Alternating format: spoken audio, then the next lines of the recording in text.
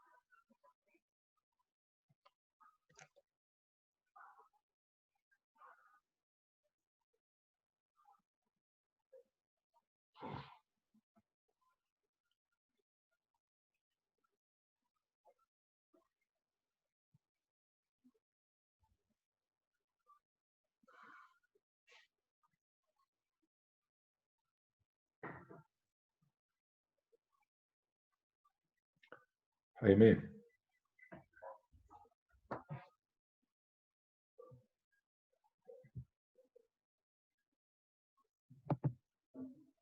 Jaime, reinicia tu audio. Reinicia tu audio que te silencié. Aló. Ya. Ya. ¿Estás viendo el seminario de mastología ahí? Sí. Perfecto. Jueves.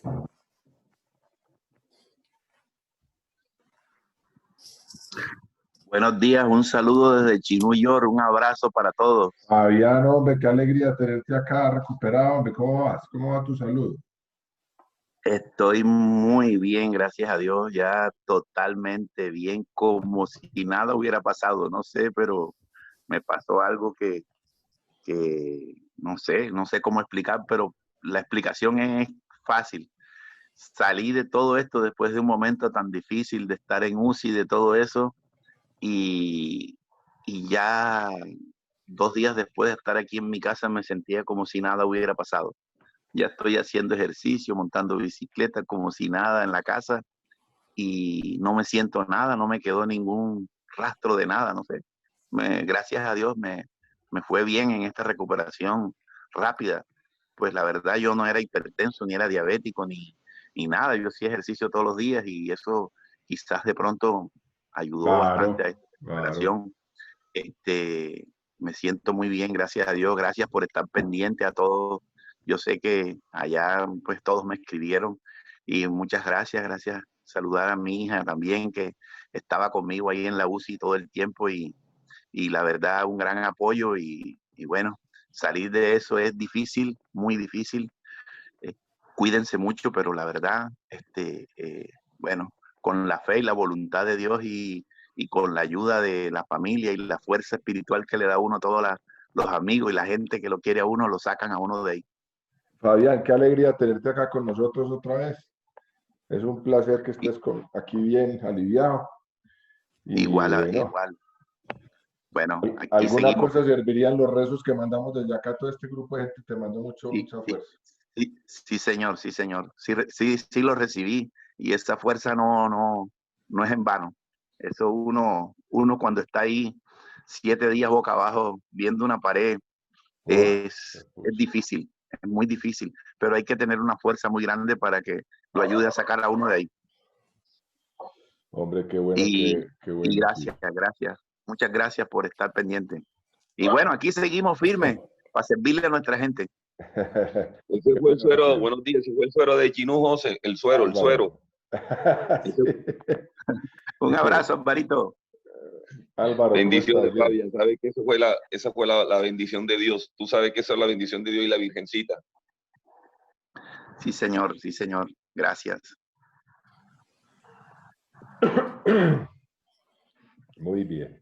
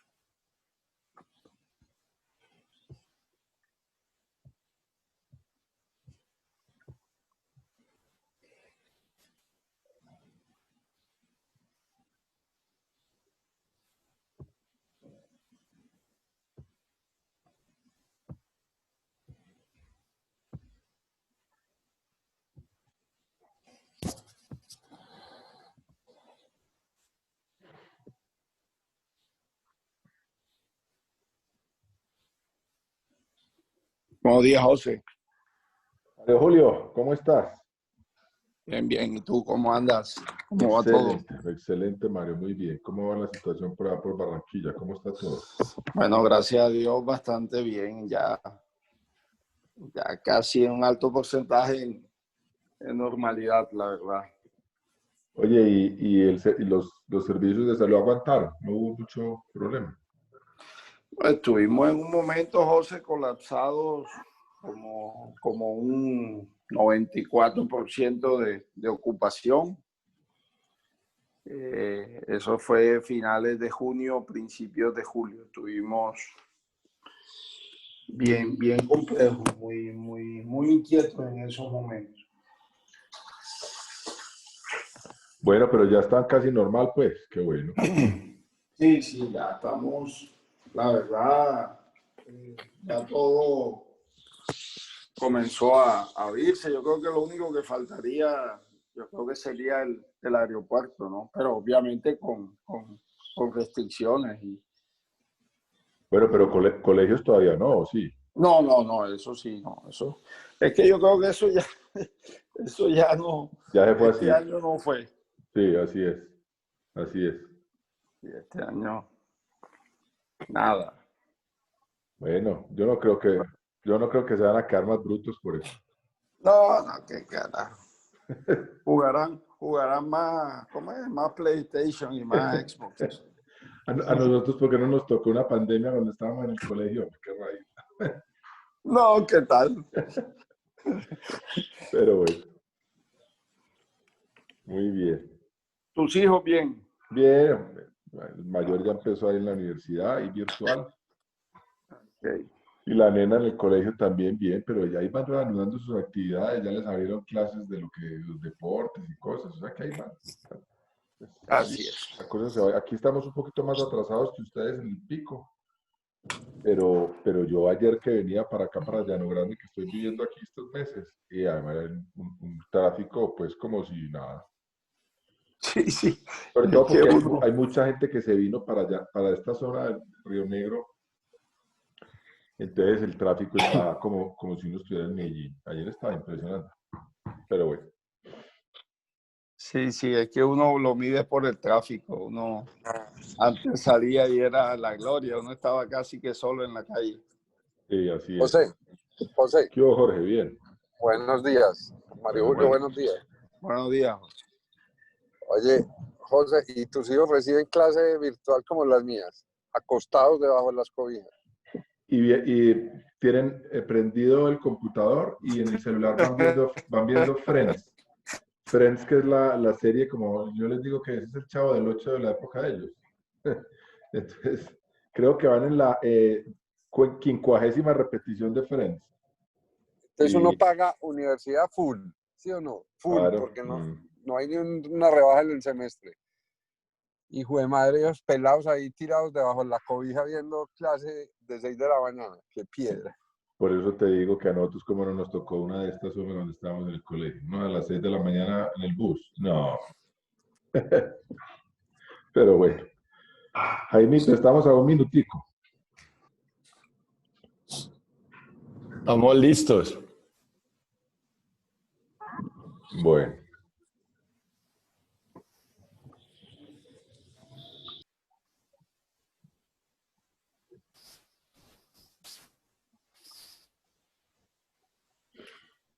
Se está oyendo bien, José, ¿cierto? Perfecto. Con los audífonos el sonido es mucho más denso y se oye menos, y además se oye como menos ruido de por fuera cuando tenés audífonos. Es una buena política.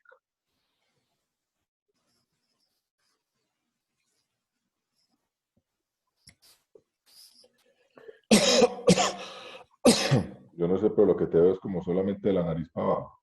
¿O será No, que- aquí ya me ves, aquí es que estaba ahí poniendo Ah. Aquí estoy. Amparo. Ok. Sí, bueno. Muy buenos días a todos. Son las 6 de la mañana de este jueves 27 de agosto. Quiero empezar saludando al doctor Fabián. Ya nos conversamos. Está aquí nuevamente en este auditorio con nosotros. Nos celebramos su regreso a la vida y que esté aliviado y que va a empezar a trabajar otra vez. De manera que un abrazo a él y a todos los demás. El mensaje de él de cuidarnos es importante, su historia que nos contó es impresionante, de manera que este es el momento para recordarles que nada ha acabado, todo está vigente, nos tenemos que cuidar, somos frente de línea, de manera que entendamos que la cosa sigue vigente y que nos tenemos que cuidar por nosotros, por nuestras familias y por nuestros pacientes. Quiero seguir invitándolos a este seminario de mastología.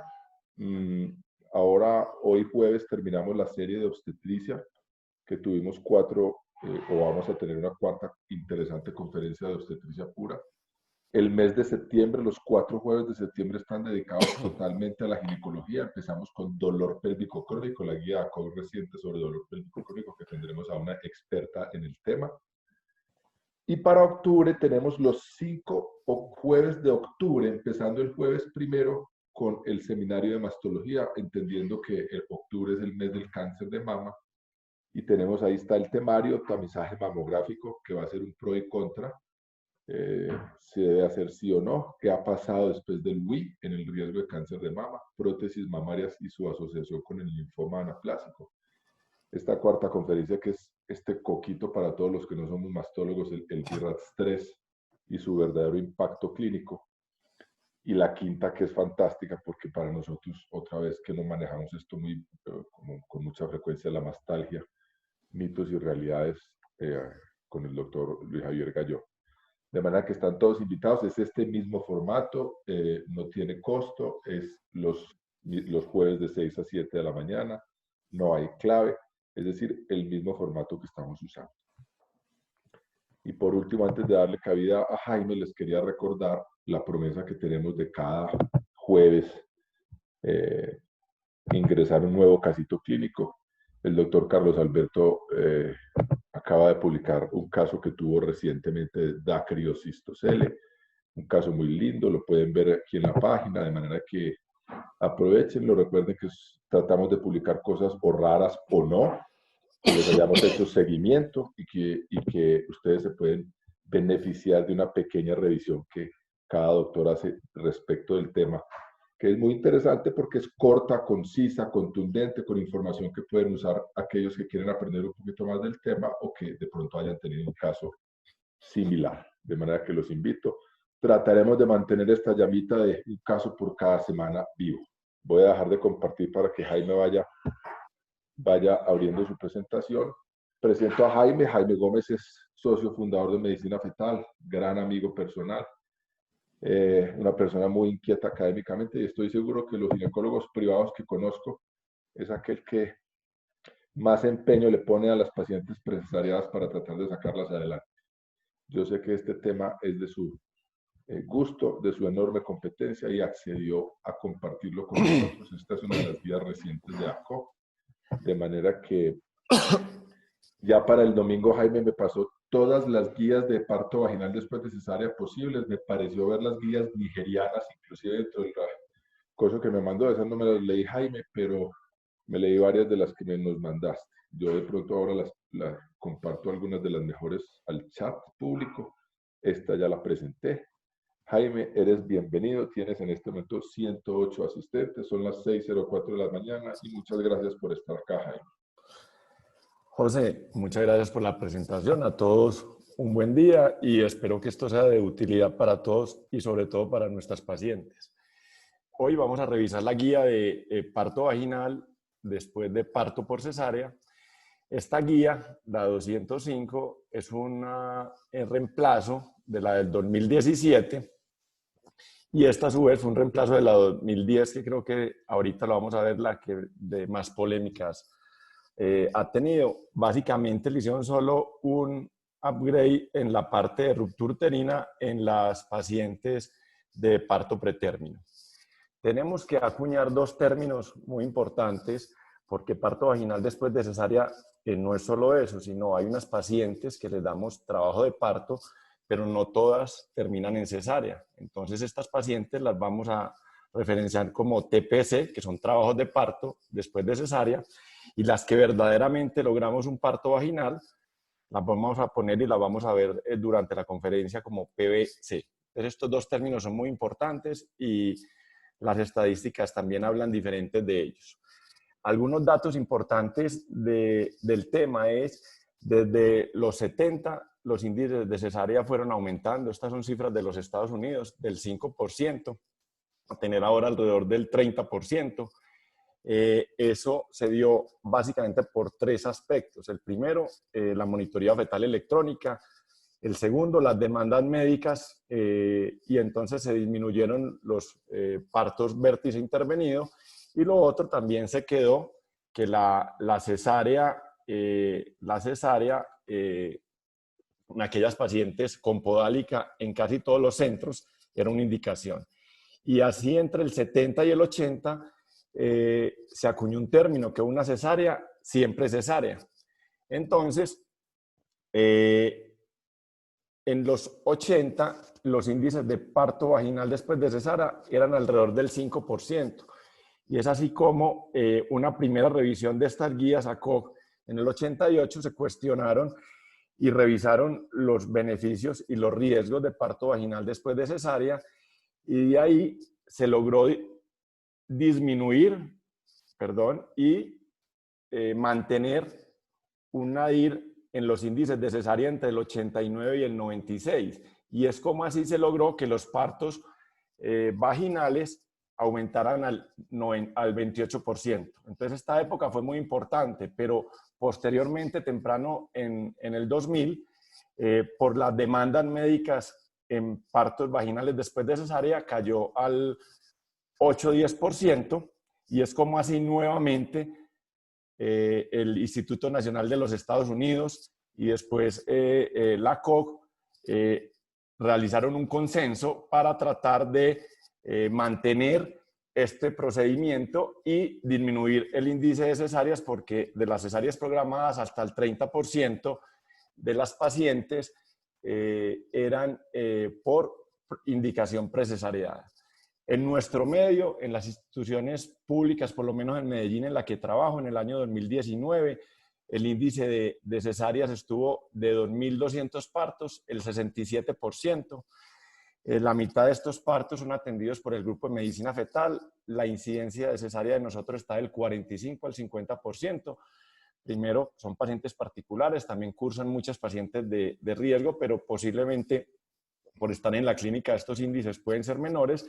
Y en los hospitales públicos, como es la Bolivariana, que atiende alrededor de 6.000 partos, el índice de cesárea está alrededor del 30%.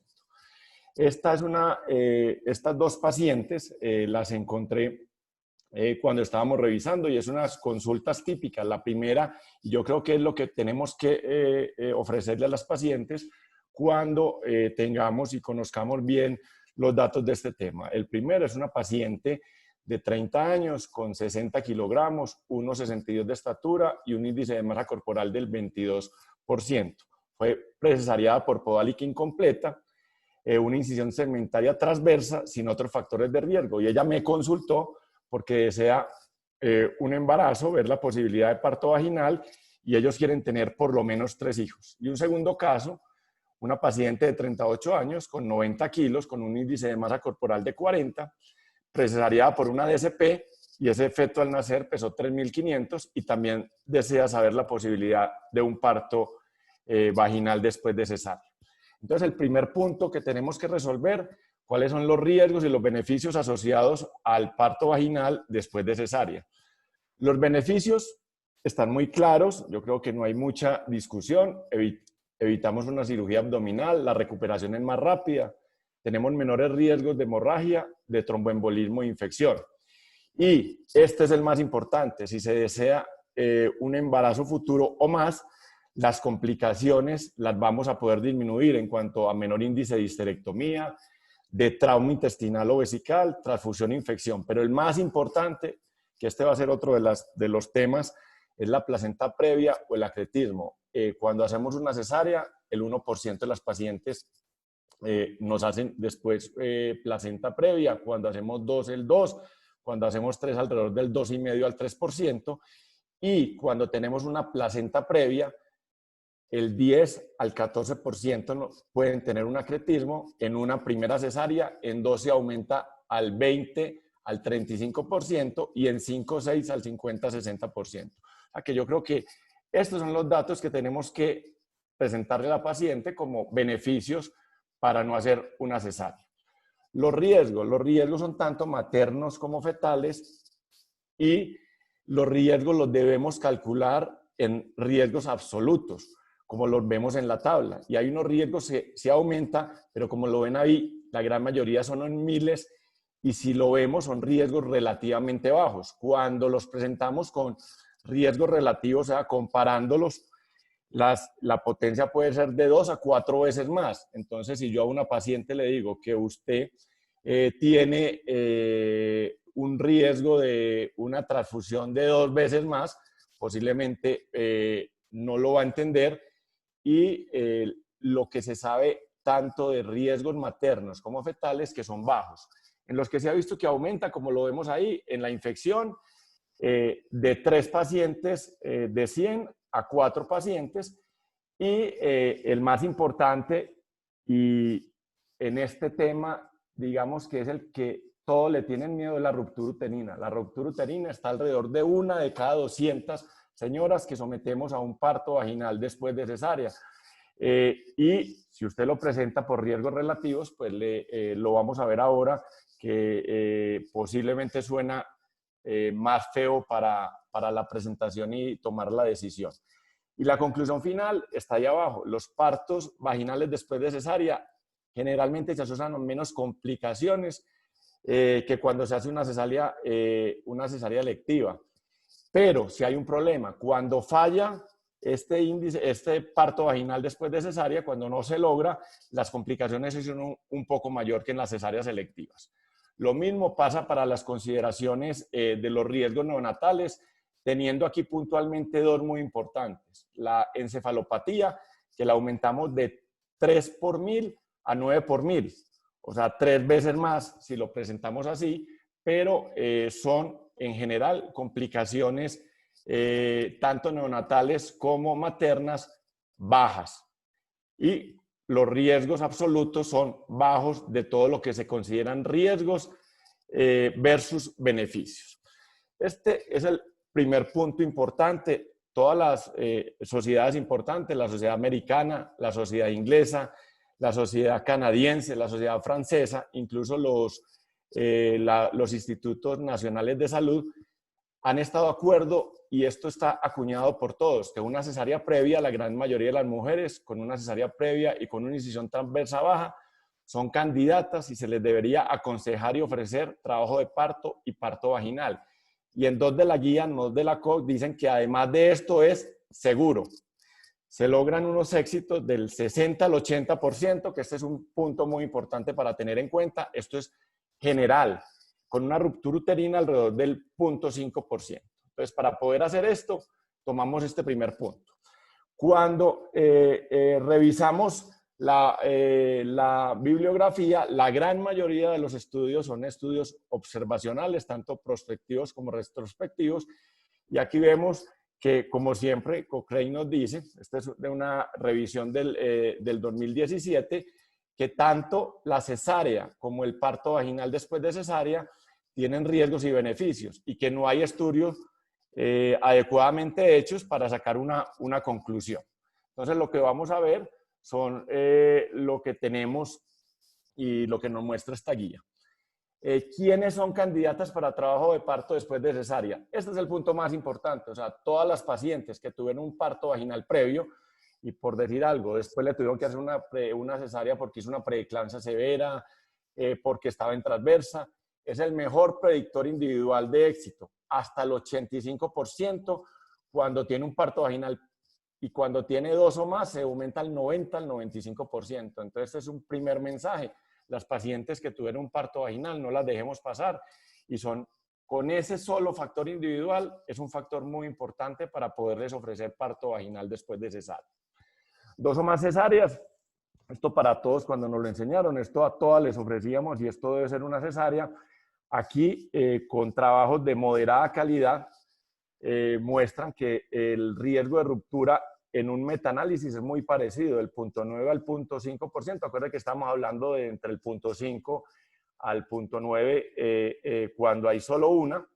Y hay un estudio retrospectivo grande que lo duplica, o sea, hasta el 2%. O sea, se puede decir que con 2 o más cesáreas es el 2%, o sea, 3, 4 veces más si usted lo presenta así, con una morbilidad muy parecida y con unos éxitos adecuados, mayores del 60%, como lo vemos ahí. Entonces ellos concluyen que las pacientes con 2 cesáreas previas e incisión transversa baja, que es lo más importante, son candidatas y debemos de aconsejar un parto vaginal después de cesárea según los beneficios y los riesgos, como lo hemos ido desarrollando.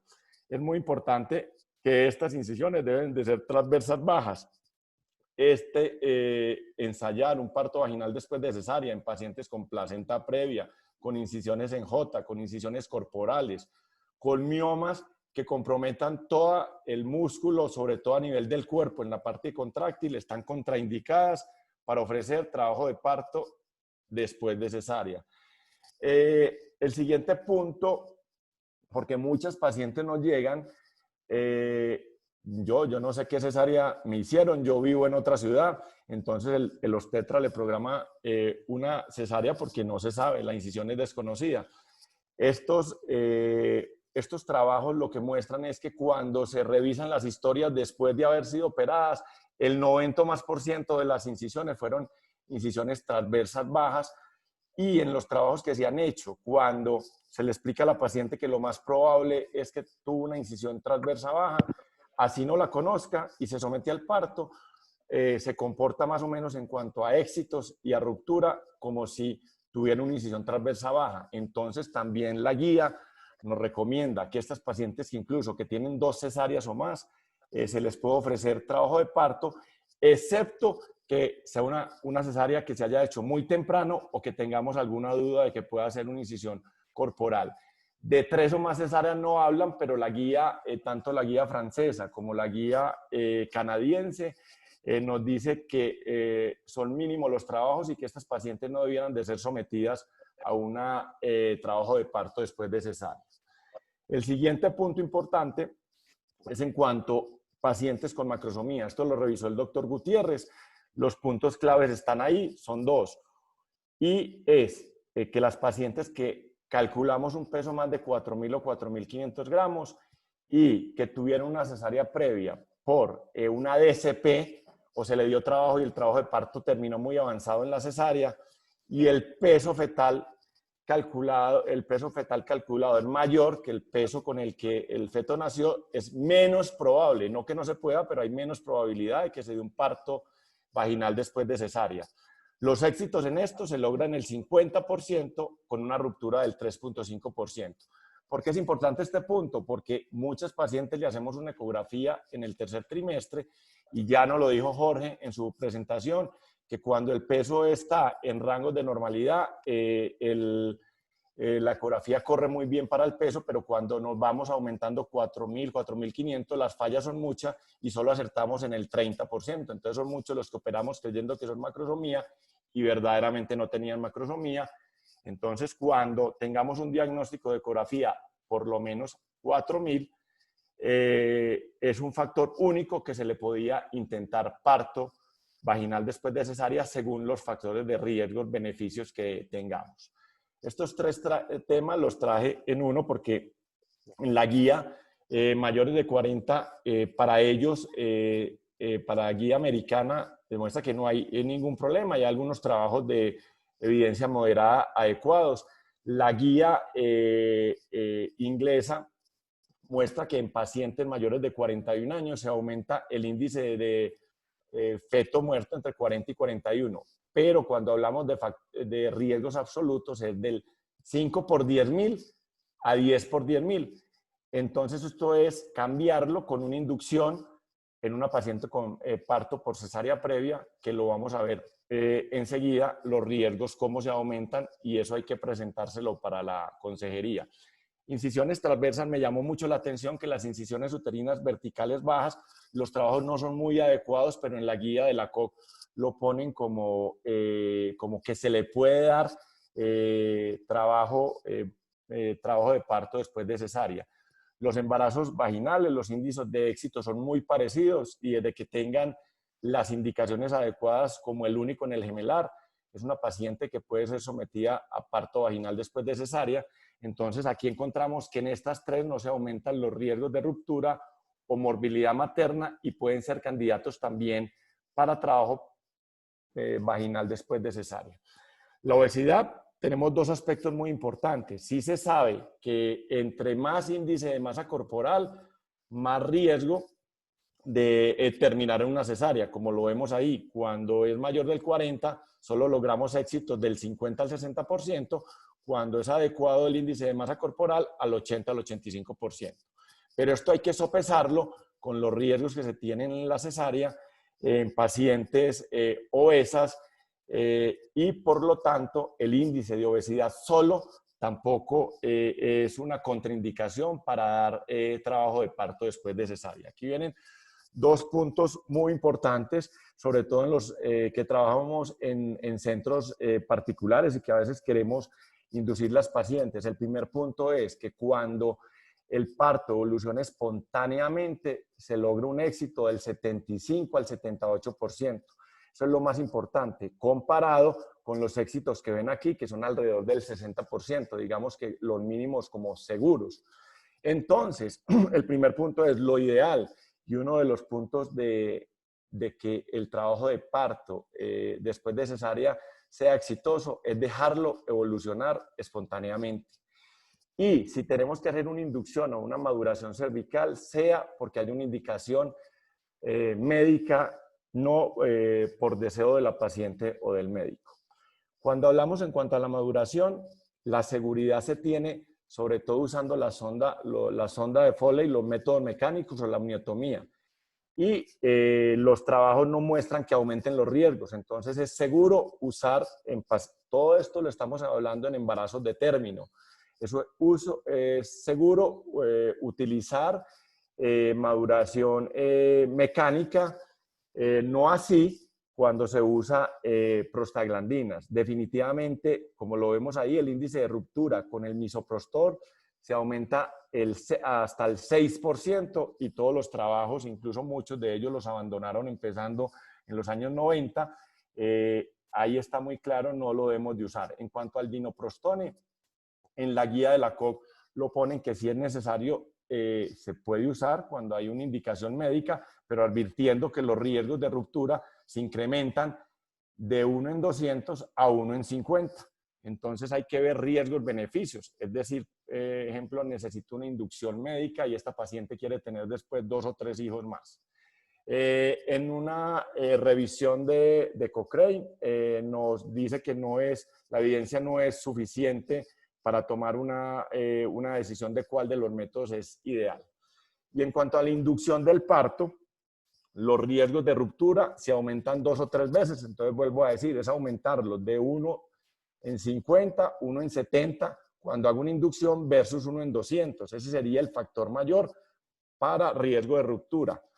Pero el mayor problema es cuando lo induzco, es que las cesáreas se incrementan. Entonces, lo que estoy buscando que es un éxito, sabiendo que tiene algunos riesgos, posiblemente no lo voy a lograr, sabiendo que si lo hago espontáneamente, tengo unos éxitos del 74 al 78%. Y repito nuevamente, el misoprostol no debe ser usado en pacientes de término para una inducción. Estos 3 puntos también yo creo que son muy fáciles de desarrollar.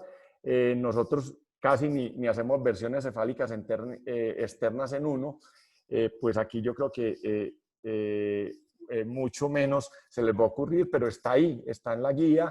Nos muestran que tratando de bajar el índice de cesáreas, la versión cefálica externa es segura, los trabajos son adecuados, aunque son de pequeño número de pacientes, y debiéramos intentarla con todas las mismas indicaciones que se tienen cuando no se tiene una cesárea previa. En cuanto a la analgesia, hay trabajos muy adecuados en los cuales la analgesia no tiene problema desde que se haga con todos los protocolos y no opaca el índice de ruptura. Enseguida se los voy a mostrar por qué, que sería como el factor de riesgo de pronto opacar la ruptura uterina. Entonces no están contraindicados y si es necesario se puede usar. Y en el partograma no hay que hacer ningún cambio, el partograma lo seguimos usando igual. esto es muy importante. ¿En qué se diferencia el manejo de trabajo de parto para las pacientes que intentan trabajo de parto después de cesárea? Muy importante porque hay que cuidarlas continuamente, debe tener un médico idealmente en la sala de partos cuidando, y este es el riesgo que todo el mundo le teme cuando hace un trabajo de parto después de cesárea, la ruptura. Entonces, la ruptura ha llevado a que todos estos trabajos están hechos en todas las pacientes monitorizadas en el trabajo de parto activo. Entonces, esa es la primera conclusión importante de los estudios, que uno debe tener la paciente monitorizada, y los que puedan con telemetría, pues mucho mejor. Y lo otro importante es que la tría clásica, que es sangrado vaginal, dolor y alteraciones del ritmo cardíaco, solo se presenta en el 10-20%. Que lo más importante es encontrar alteraciones del ritmo cardíaco, que se presentan hasta en el 70% de las pacientes. Que si esto está, debemos sospechar una ruptura y debemos tomar la terminación, como les voy a mostrar más adelante. No esperar a que tenga una bradicardia sostenida, porque posiblemente la complicación y la encefalopatía pueda ser menos fácil de prevenir. Entonces, este tema en la ruptura es muy importante, tenerlo monitorizado permanentemente.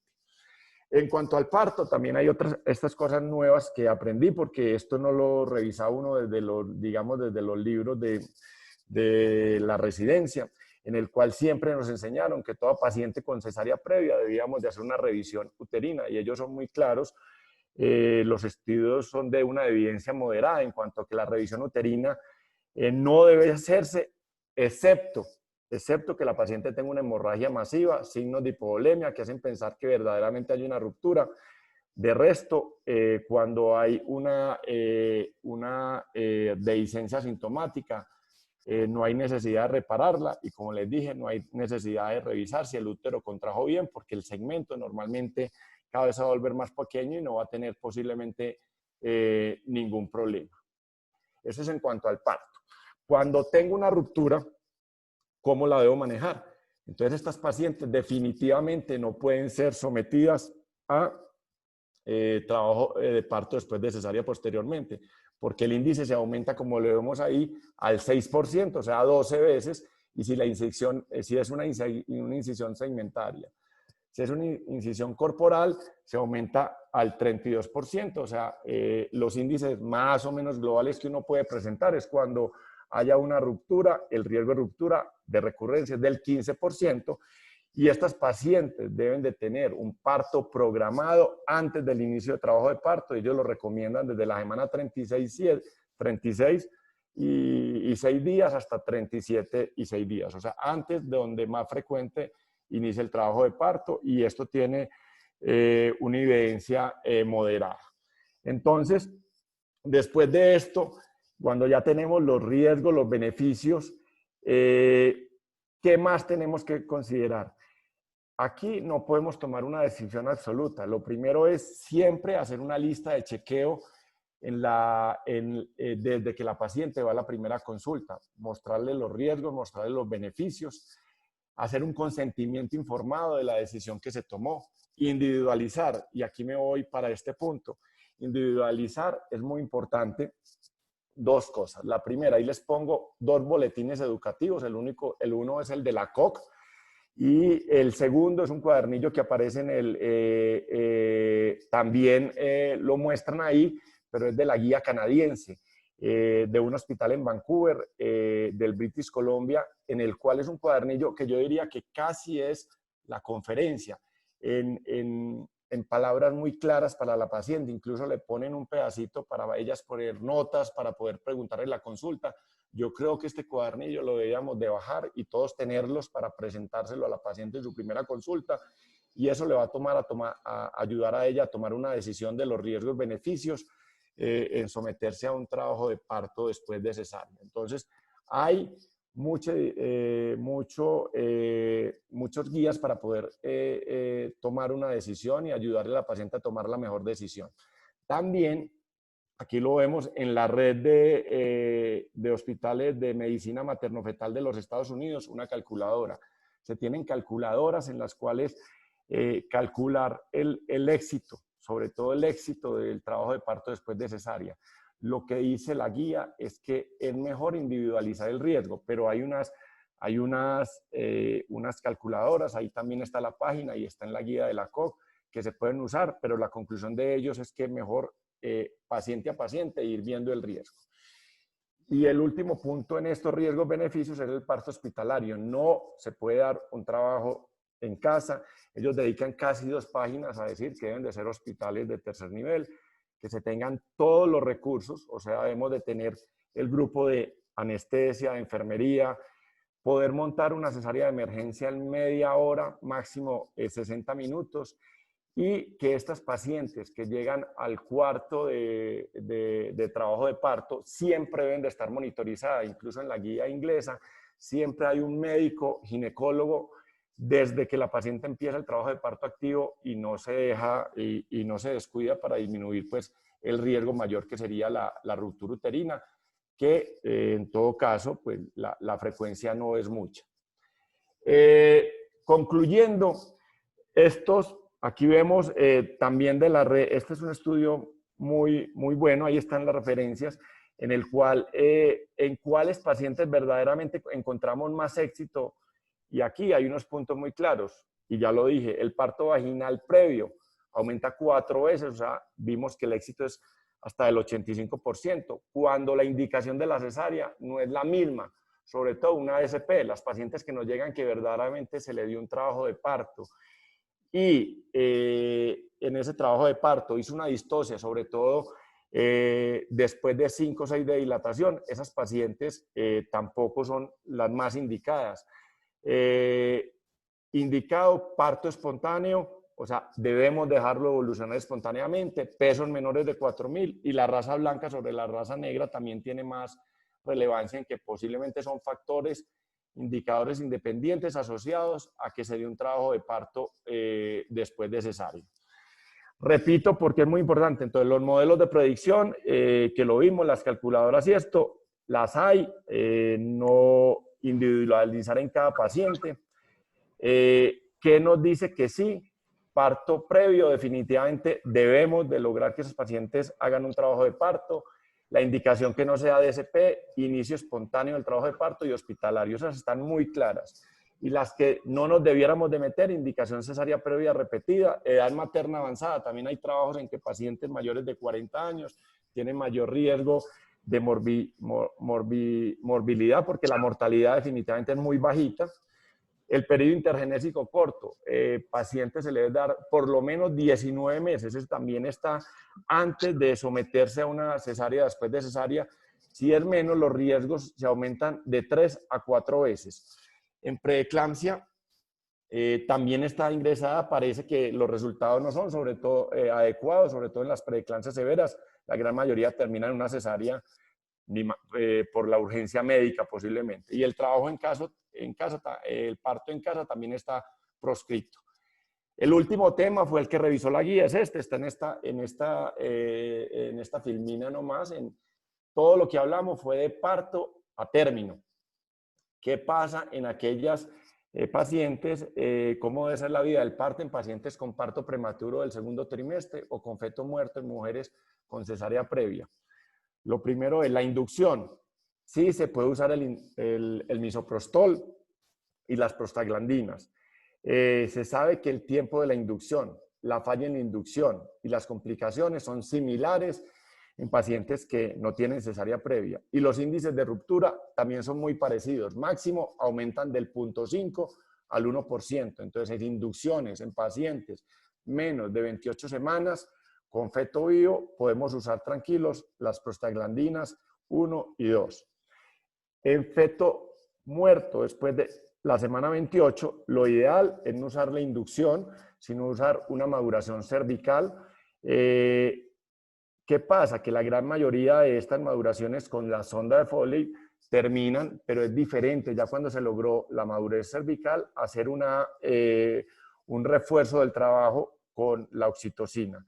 Pero lo ideal es empezar siempre con una maduración cervical solo con la sonda de Foley y con menos riesgos. Entonces, digamos que esto fue de pronto los puntos nuevos que aparecieron en la guía. Después de esta revisión del tema, las recomendaciones que nos sacan en la COG es nivel de evidencia A, que es una evidencia buena y consistente. La mayoría de las mujeres con una cesárea previa y con una incisión uterina transversa baja son candidatas y se les debería aconsejar y ofrecer trabajo de parto vaginal y es seguro. El misoprostol no debe ser usado para maduración cervical o inducción del parto en pacientes a término que hayan tenido una cesárea previa o una cirugía uterina mayor. La analgesia epidural puede ser usada en el trabajo de parto en pacientes con cesárea previa. Esas son las 3 recomendaciones top que hace la guía. Recomendaciones de evidencia limitada o B, las pacientes con alto riesgo de ruptura uterina, ejemplo, las que tienen incisión clásica o en T o ruptura uterina previa o cirugía uterina transfúndica extensa y aquellas en quienes el parto vaginal está contraindicado. Ejemplo, la placenta previa no son candidatas para planear parto vaginal luego de cesárea, eso lo tenemos muy claro, las que ya están contraindicadas. Es razonable considerar que las pacientes con 2 cesáreas previas con incisión uterina transversa baja son candidatas para planear trabajo de parto y aconsejarlas en función de la combinación de otros factores, que es muy importante, que afectan su probabilidad de lograr un parto vaginal exitoso. Por eso que hay que tener siempre los riesgos, los beneficios y qué quiere la paciente a largo plazo.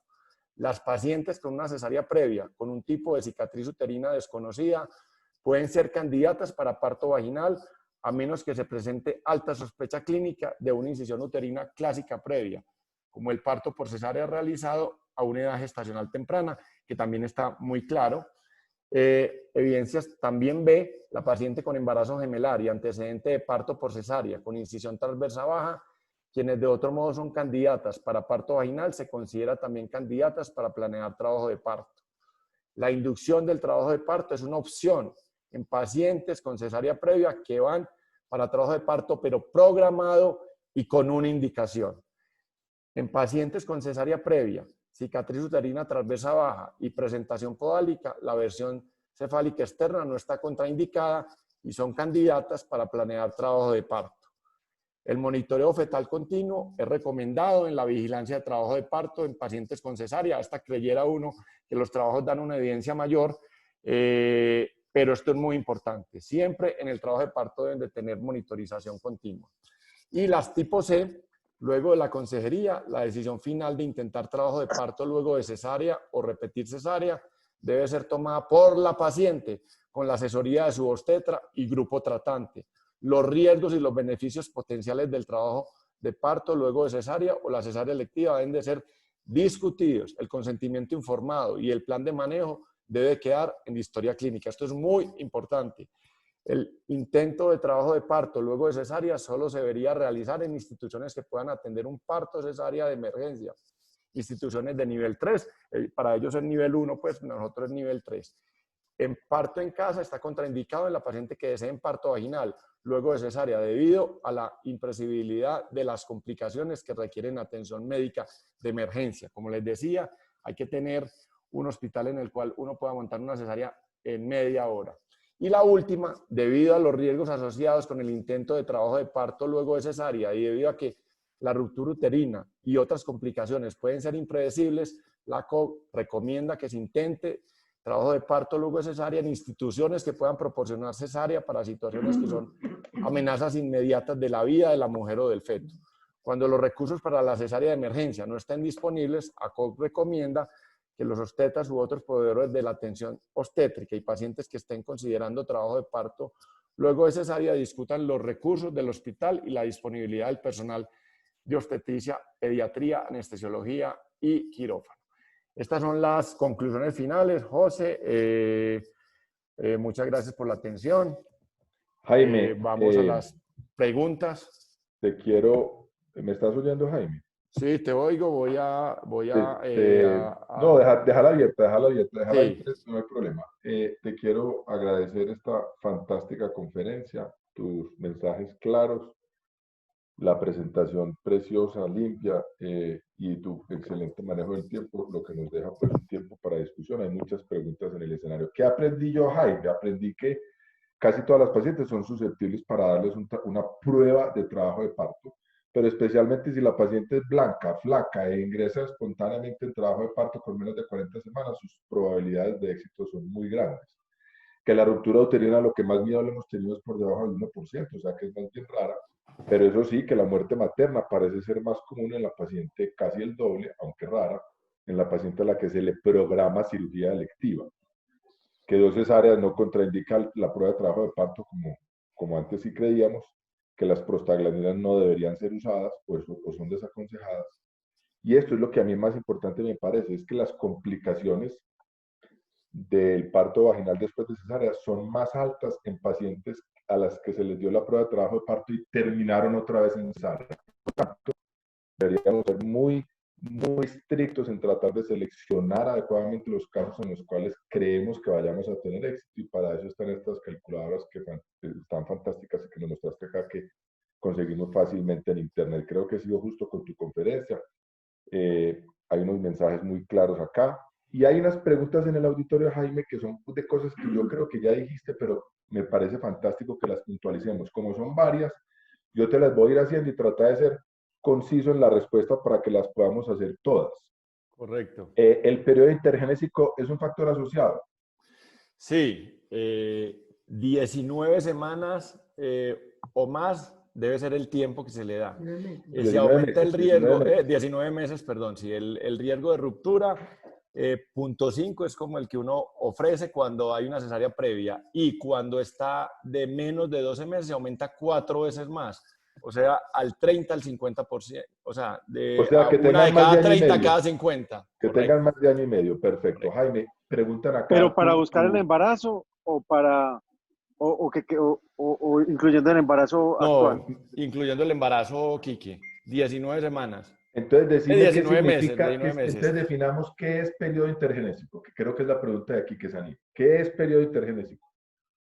Cuando se terminó el embarazo, de ahí a que vuelva a tener otra cesárea. O sea, de parto a parto. Sí. De parto a parto deben haber pasado 18 meses. Sí, señor. ¿Es correcto, Quique, o tenés otra idea? No, es Así correcto, es. o sea, así es decir, no, porque hay gente que dice es 19 meses hasta y se vuelve a embarazar a los 18 meses, entonces no, es decir, es de entre que nace un bebé y nace el otro bebé. Listo, de parto a parto significa periodo intergenésico, que deben pasar 18 meses. Jaime, pregunta a tu compañero Oscar Medina, ¿es importante la ecografía para medir el segmento uterino? ¿Se usa o no se usa? Sí, eso es lo que más trabajo, lo que quisiera decir y presentar más que esto. Pero las guías son muy claras, o sea, tanto en la CO como en la inglesa y la canadiense, dicen que no se justifica, o sea, voy a decir lo que ellos digan y voy a decir lo que yo pienso, que no se justifica usar la ecografía. ¿Por qué? Porque la ecografía es muy buena para decir, cuando el segmento está gruesa, que posiblemente ese segmento no se va a reventar. Pero cuando está bajita, los resultados no son tan buenos. Entonces, ¿qué pasa? Como la posibilidad de una ruptura es tan baja, o sea, 1 de cada 200, no es importante. Y hay otras cosas, como es la clínica, como es el seguimiento, en los cuales con ese solo factor no podemos definir para tomar y decirle a una paciente que vamos a hacer una cesárea o no. Entonces, en todas las clínicas son claras que no le aumenta ni el éxito, y posiblemente le quita a muchas pacientes que se les podía dar trabajo de parto y no se les rompería así estuviera pequeño. Eso es eso. De las revisiones que encontré, hay varios metaanálisis. El último que encontré fue en mediados de 2019. Yo se los puedo pasar ahora con José, que creo que eso es lo que más nos interesa a nosotros. Uno el ACT escandinava de ginecología y obstetricia, en el cual, en todos los estudios, ¿qué es lo importante? Es cuando es por debajo de 2 milímetros, o sea, se debe medir el segmento. Hay 2 formas de medirlo: total o solo el miometrio. Después de todo, lo recomendado es solo medir el endometrio, la parte hipoecoica, a nivel de la cesárea previa. En un corte por vía hay trabajos vaginales y abdominales, la gran mayoría son abdominales, en el cual menos de 2 tiene más riesgo, de 2 a 4, moderado, y más de 4 es muy poco probable. Eso es lo que tiene. En esta última guía, lo que dicen es que segmento, en este último revisión, juntaron todos estos trabajos y cuando el segmento es mayor de 3.65 milímetros, es muy poco probable que haya una ruptura. Cuando está entre 2 y 3.65, se puede dar trabajo de parto, pero si tiene indicaciones claras. O sea, cuando es más de 3, ni siquiera se preguntan las indicaciones. Dele trabajo de parto independiente de lo que sea. Cuando es entre 2 y 3.5, hombre, lo ideal es que sea flaca, que tenga buena altura, que la cesárea no haya sido por DCP. Y cuando es menos de 2, pues no le dé trabajo de parto porque posiblemente tiene un poquito mayor de riesgo. Perfecto. Pero bueno, digo, la ruptura es muy baja. Pero para ser justos pues con la pregunta y con la respuesta, ¿Sí? las guías casi todas dicen que el problema es que no hay unos criterios claros de cuánto es bueno y cuánto es malo, y por lo tanto no es que digan que no se puede hacer, sino que no es útil como para presentarlo como una herramienta para definir. Por lo tanto, correcto, no se debería pues como usar. Jaime, aquí hay sí, una pregunta que yo sé que la tocaste, pero las guías de los americanos frecuentemente no incluyen a la paciente dentro de las decisiones, y en esta no es el caso. Y la pregunta es del doctor Jaime Ruiz, dice en presentación: si luego de exponer en los riesgos y beneficios, la paciente manifiesta que desea programar una cesárea, ¿cómo se debe evaluar y definir en estos casos? Gracias. O sea, si la paciente ya dijo, sí, después o de sea, que le en dijiste, todas ya... las guías, no, en todas las guías es claro que la decisión de la paciente se debe tomar y por eso es individualizar los riesgos. Y lo pone muy claro, los riesgos de una son diferentes a los de otra paciente. No es lo mismo aquella paciente que dice, hombre, yo voy a tener solo un hijo más, a mí me fue muy bien y yo solo quiero cesárea. A diferencia de otra paciente que dije, yo quiero tener 3 hijos más. Entonces ella puede que tenga más riesgos porque puede ser obesa, no puede ser tan alta, pero ella se le puede presentar, hombre, su porcentaje de éxito no va a ser el 60-80%, está en el 50-60%, pero no quiere decir que no pueda tener un parto. Y muchas de esas pacientes están en los trabajos y por eso la gran mayoría, esto es muy difícil hacer RCT prospectivo porque vos no le vas a poder decir un grupo cerrado y el otro cerrado, porque la decisión de la paciente en todas las guías está, incluso en la americana, que si usted después de explicarle y darle todo esto y la paciente es enfática en decir que no quiere someterse por los riesgos, esa paciente debe ir a una cesárea. Pero yo creo que es muy importante, qué pena José que te interrumpa, pero creo que es muy importante lo que presentó Jaime, esos boletines o esos folleticos en español, que tú que este tema se hable desde el principio del embarazo, que no se deje para la definición, por ejemplo, en los hospitales públicos, de que la paciente llegue en trabajo de parto y dice yo quiero cesárea, es decir, desde el control prenatal se está diciendo que existe esa alternativa y entregar el folleto informativo para que la paciente tenga capacidad de decisión. Correcto, claro. de hecho, la guía es muy específica, la guía americana y la canadiense es muy específica en eso que acabas de decir. Esta discusión, si bien la paciente es la que define, la discusión se tiene que tomar desde el primer momento del inicio del correcto. prenatal. No, pero aquí hay un cambio, José, de que no lo dije, pero es importante también. Eso es muy importante. En la primera guía y están los cuadernillos. Yo le digo, ese cuadernillo canadiense es impresionante. Pues les digo que aprende uno y es como un coquito y creo que le va a tomar, ayudar a tomar a las decisiones muy claras. Mándame el Yo te los cuadernillo mando, canadiense, porque yo sí. tengo el americano y lo pasamos al chat. Listo, listo. Y entonces, ¿qué nos hace esto? Desde el principio saber, o sea, cuáles son los cosas, cuáles uno lo puede enfocar en la posibilidad de éxito que usted tiene con estos factores son buenas o malas. O si le hace que la calculadora se lo saca también.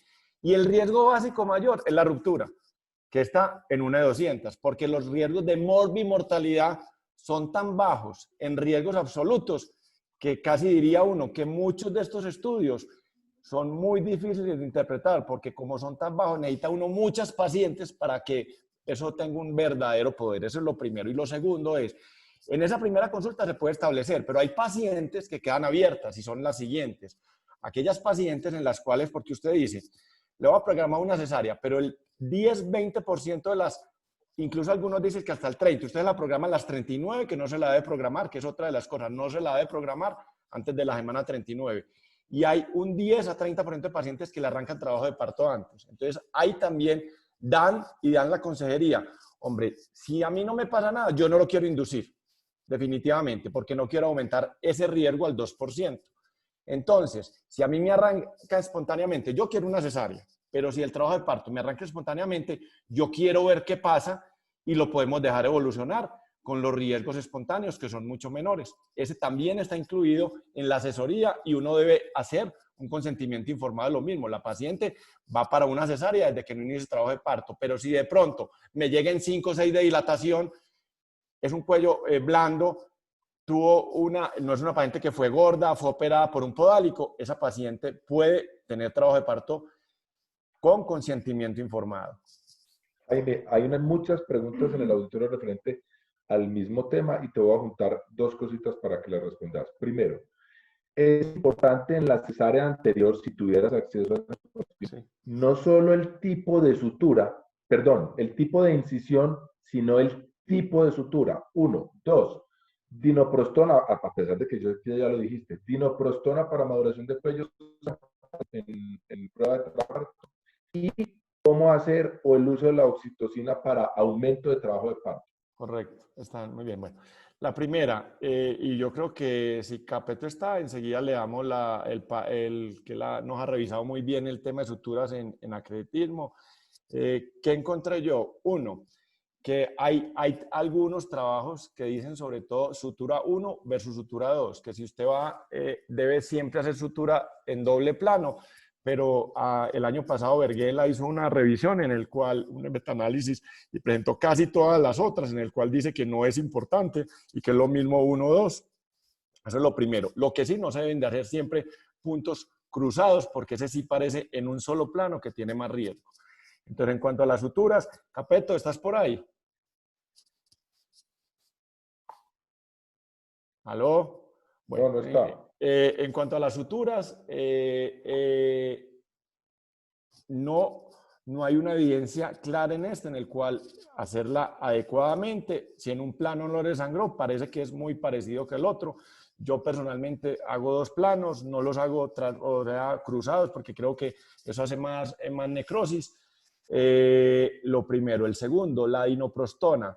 La dinoprostona en la COC se aumenta el riesgo en la inducción al 2%, o sea, sería 1 de cada 50 te pueden hacer ruptura versus 1 de cada 200, con unos éxitos del 60%, que es bueno, eso se le puede presentar, y ellos la usan solo, o sea, la dinoprostona. La guía francesa está proscrita, o sea que tampoco es que los trabajos sean tan contundentes como para decir que sí o que no, pero la guía americana la muestra y se puede hacer. Y el tercer punto, José, fue...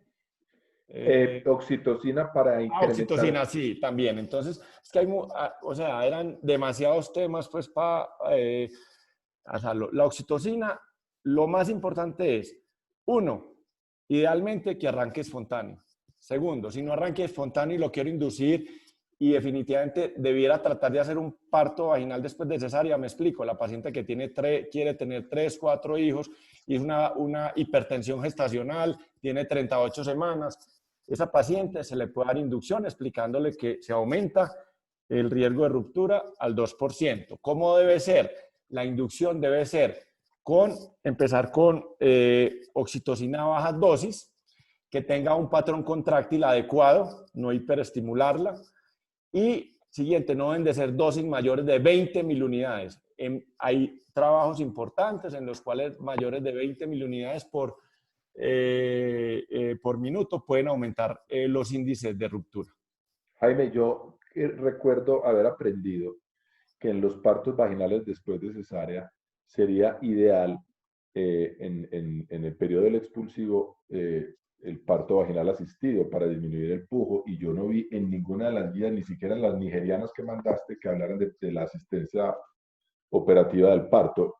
¿Leíste algo al respecto? Correcto, lo busqué igual que vos y no hay, lo ve uno en libros, José, pero en revisiones, en trabajos que digan, que comparen, es difícil. Incluso cuando uno ya en algunos de los temas se va al trabajo, este tema es y va a ser muy difícil de analizar. ¿Por qué? Porque primero no estamos 2 grupos únicos.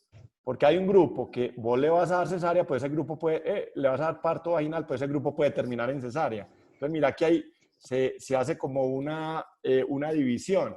Entonces, cuando vos haces las revisiones, algunos incluyen solo los que fallaron. Y esos es los que uno ve que tienen más riesgo de mortalidad definitivamente. O sea, que uno lo que puede decir aquí, que si uno logra sacar el parto vaginal, que el éxito es del 60 al 80% cuando se toman los criterios, esa paciente posiblemente tiene mucho menos riesgos que una cesárea electiva, definitivamente. Jaime, una preguntita que yo creo que ya estamos llegando al final. También lo tocaste, pero otro de tus compañeros lo pregunta y va con el tema de la infertilidad y todo eso. Las miomectomías, ¿qué hacer con las pacientes de miomectomía?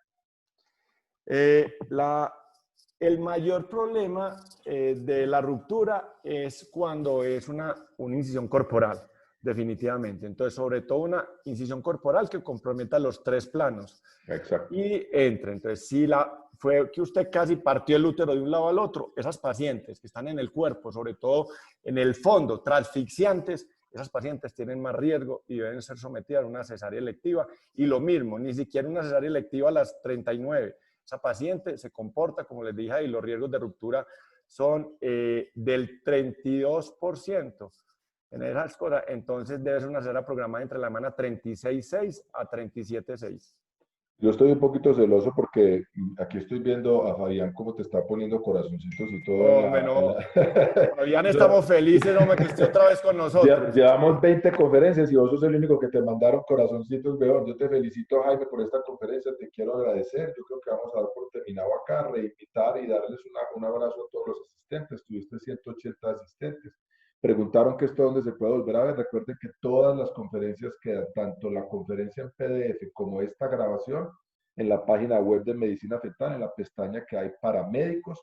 Ahí dice guías de práctica clínica, están casi todas las conferencias. José, déjame dar un aviso final. Yo creo, hombre, que los que nos gusta el trabajo que hacemos día a día, fuera de la ecografía, aquí la gran mayoría somos parteros también.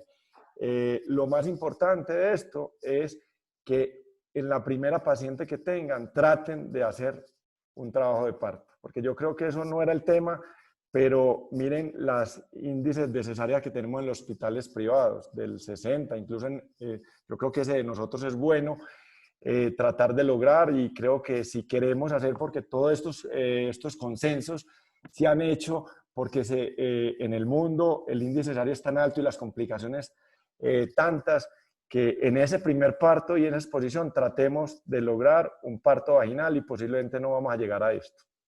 Así es, Jaime. Bueno, recuerden, la semana entrante empezamos un mesecito entero de ginecología. Creo que va a ser extremadamente interesante. 4 temas del día a día: dolor pélvico crónico, prolapso de órganos pélvicos, enfermedades vulvares y vaginitis en la paciente no embarazada. Y para el mes de octubre, 5 temas de la mastología. Me dan vacaciones a mí. El tema de mastología será dirigido por los mastólogos, de manera que dejar descansar de esta cabezota. Muchas gracias, los queremos mucho. Nos vemos el próximo jueves. José, gracias a todos.